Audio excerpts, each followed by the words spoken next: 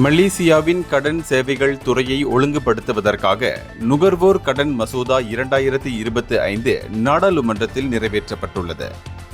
இந்த மசோதா நுகர்வோர் கடன் ஆணையம் கன்சியூமர் கிரெடிட் கமிஷன் என்ற ஒரு புதிய அமைப்பை உருவாக்கும்.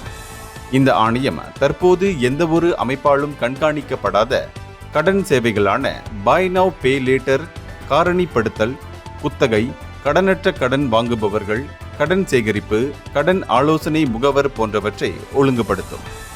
இதன் முக்கிய பணிகளாக இந்த சேவைகளை வழங்கும் நிறுவனங்களுக்கு உரிமம் வழங்குதல், நியாயமான வணிக நடைமுறைகளை உறுதி செய்தல், நுகர்வோர் புகார்களை கையாளுதல், விதி மீறல்களுக்கு 5 மில்லியன் ரிங்கெட் வரை அபராதம் அல்லது சிறை தண்டனை விதித்தல், மேலும் தேசிய கடன் கொள்கைக்கு வழிகாட்ட இந்த துறையின் தகவல்களை சேகரிக்கும் ஒரு கொள்கை சிந்தனை மையமாகவும் இது செயல்படும்.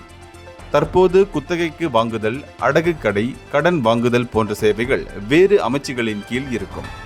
இருப்பினும் எதிர்காலத்தில் இந்த சேவைகளும் நுகர்வோர் கடன் ஆணையத்தின் அதிகார வரம்பிற்குள் கொண்டுவரப்படும்.